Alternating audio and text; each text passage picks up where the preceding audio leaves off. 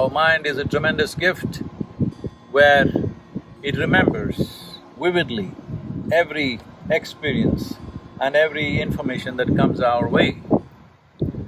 Well, this can be transformed into a phenomenal imagination, but if you lose control over your imagination, if you lose the discrimination as to what is imagination and what is reality, what is future, what is present and what is past, then your mind will become your greatest enemy. Most human beings are not suffering life, they're just suffering their memory and their imagination. What happened 10 years ago, they still suffer.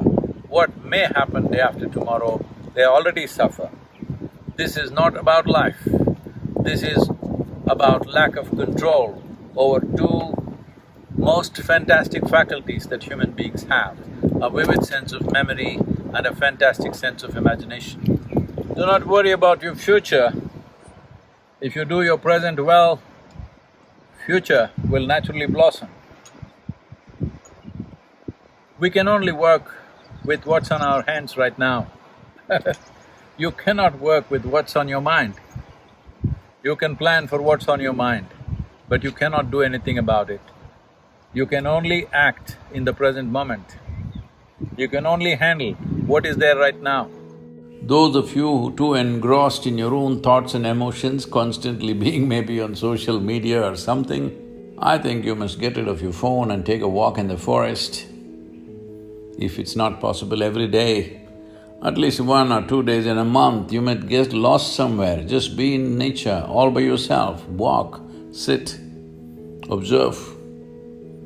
If you pay enough attention, you will see, you will be so enchantingly enamored by every little thing in the existence because the way a single ant is made is too much for you and your intelligence to grasp exactly how this is made. Those who have not peeled their eyes to the creation get too enamored with their own mental creations, which is their thought, the juicy part being emotion. When your thought and your emotion becomes more important than the Creator's creation, that means you have become a perceptual tragedy. You have not realized the nature of life at all. We know many things, we can do many things, but we do not know anything in its entirety. So this is the nature of the existence. If you pay attention to it, naturally your own thought and emotion will sink to the background. You can still enjoy them, but you know how insignificant it is. So it's very important that if you want to experience the multifarious dimensions of life, you have to be non-serious.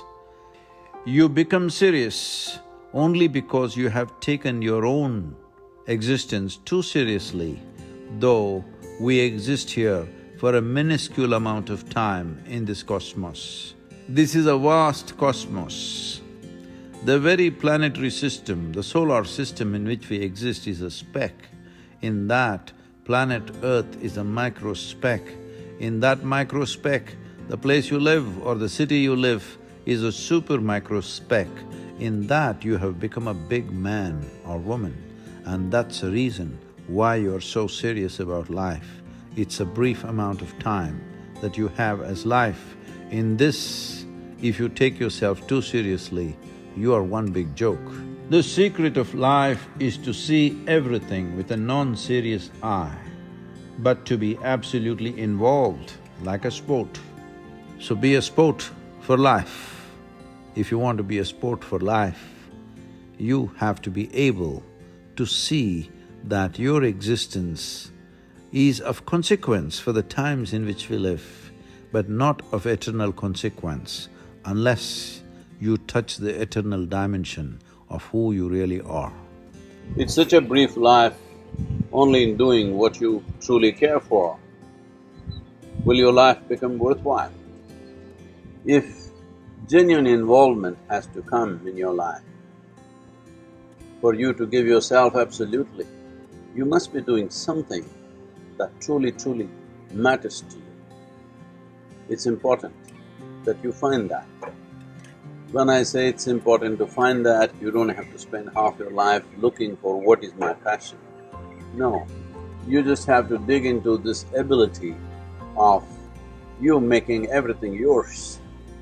When everything is yours, this whole world is yours, this cosmos is yours.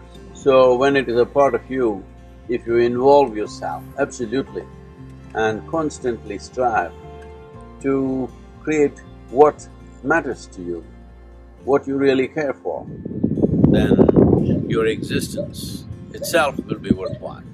Not necessarily your actions, not necessarily what you achieve and may not achieve, but your very existence will be truly worthwhile, because just to breathe and be is a phenomenon.